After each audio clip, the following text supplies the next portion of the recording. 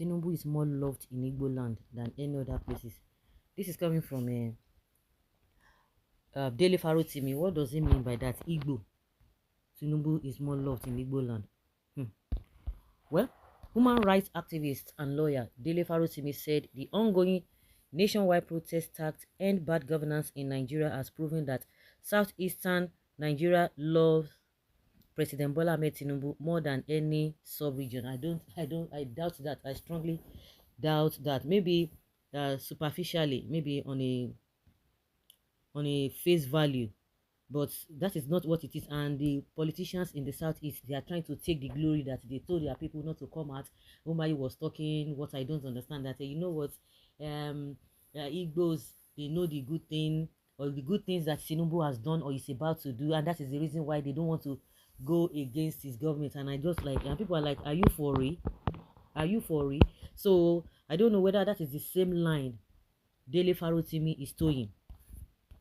Dele Farotimi, a strong critic of President Tinubu, believed that the ongoing protest is not widely spread in the south is probably because Tinubu is more popular in the geopolitical zone than in any other parts of Nigeria. This is becoming more like a sarcasm. Farotimi's observations came after no protests were reported in the 5 states of the southeast geopolitical zone on Friday, August 2nd. This comes when protests have erupted across the country since August 1st, 2024, with organizers expressing concerns about widespread hunger and inflation in Nigeria. On the evidence of the geopolitical or geographical spread of the ongoing protest, it is safe to conclude that Tinubu is much more loved in the land of the rising sun than in any other part of Nigeria, Dele Farotimi wrote on his speech. Note that Farotimi was one of the frontliners for the presidential candidate of the Labour Party, Peter Obi, during the 2023 general election. In the said election, Obi won all the states in the southeast against President Tinubu, while the president won most states in the west and northern Nigeria, where the ongoing protest has been more pronounced. Okay, I said it is more like sarcasm, because then they were telling us that Obi rigged the election. You know, how can he just win 99.9% of the vote in the whole region, southeast region, and it means that he rigged the election. So now maybe that is the reason why this man is saying whether now that even the same region that did not vote for him are the ones now not protesting against him, because I know it is far beyond this whole thing. Who says so? Somebody is asking Vele Farotimi, who says so? Must you talk rubbish? Tinubu cannot even deliver. Let him step down. He cannot deliver. Let him step down peacefully.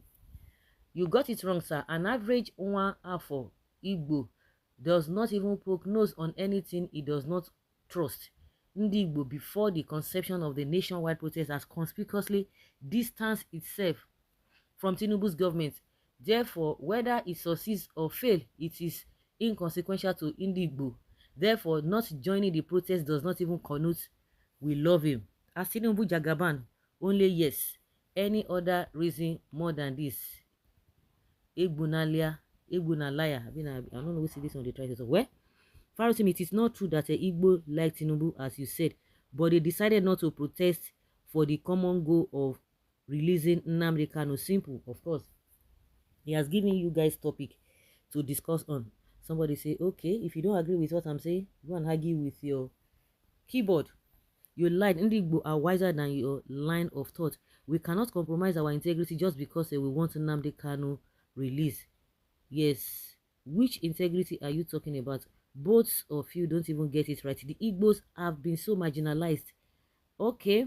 Maltreated or ill-treated, suppressed and oppressed for not just cause in Nigeria. So we've learned not to poke nose into what does not even concern us. That Nnamdi Kanu is still in detention while Sunday Igboho is freely walking on the streets of Nigeria is part of the wickedness against the Igbos. We are eagerly waiting for the protest. Igbos must leave Southwest come 20th of August. Farotimi, you are wrong. We have made our own protest during voting. They rigged the criminal into power and asked us to come out and protest. Let those who voted him, those who voted Tinubu, let them come out. Let them go and vote. Or let them go and protest. He is not loved at all. Just that we are not interested because he told the government aided by the northern governors and Yoruba governors, we are self-reliant, so they should cry blood and maybe they will learn their lessons. It's just being sarcastic. Yes. No, my dear, this thing, the thing is that Igbos are created in a way that we accept things the way we appear or they appear. We are perfect in adaptation of changes. So we are the best. Igbo Kwenu. Egbon Farotimi, you miss this. Igbos are protecting their Lagos businesses cause small lessons has been learned after 2023 general election, but yet they are here online social media criticizing Tinubu government even more than Fulani that always want power by all means. Mind the Yorubas are wiser and educated people. We know your own plan too, but we real Yorubas want our Yoruba nation. You said that you people are what? Wise? Okay, oh, I just want to hear where. How do you expect me to protest against a failed leadership I saw coming? And that is it. Well, who is vomiting this BS? We love Tinubu not because we are better off in his government, but because he is better than the past bloody regime. We are suffering only high cost of food, not kidnapping and killing on daily basis. God will never forgive that regime. It's bloody. Sarcasm. May God bless Ahmed Bola Tinubu. That is a complete and blatant lie. Or maybe you are suffering from dementia. Check recent history on the subject matter. Farotimi. We love him more. He should continue. Wetin concern you, busybody?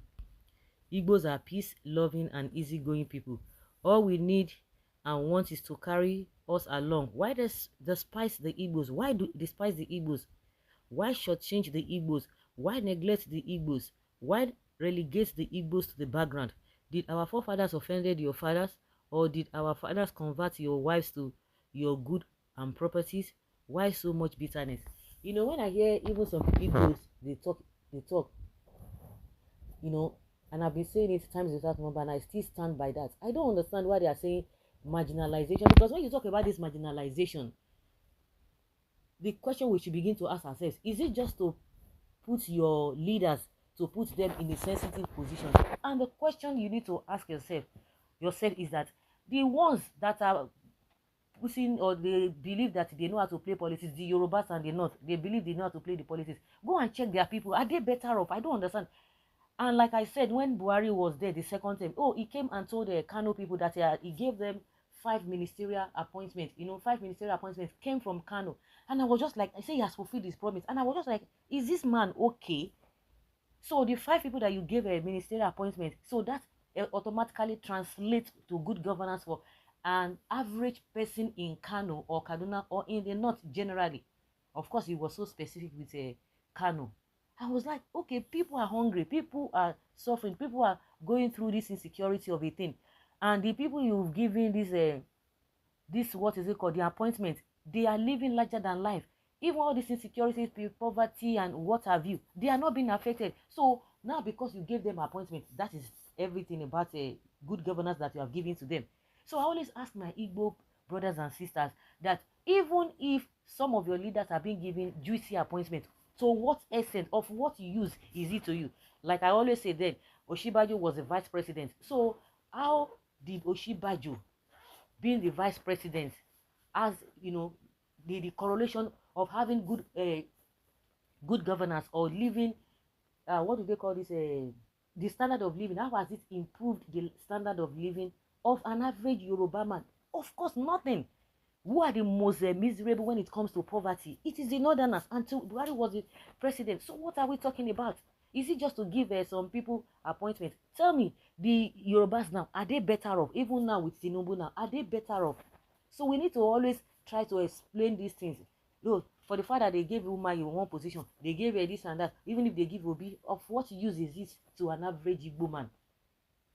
They are the ones crying the most. So I don't even like all this marginalization and all of that. We need to explain it very well. Not that, oh yes, we are being relegated and all of that. It goes beyond that, because when some of these politicians from the southeast will be talking, because if they just get the appointment, see this kind of statement coming out from Umahi, because he has been settled.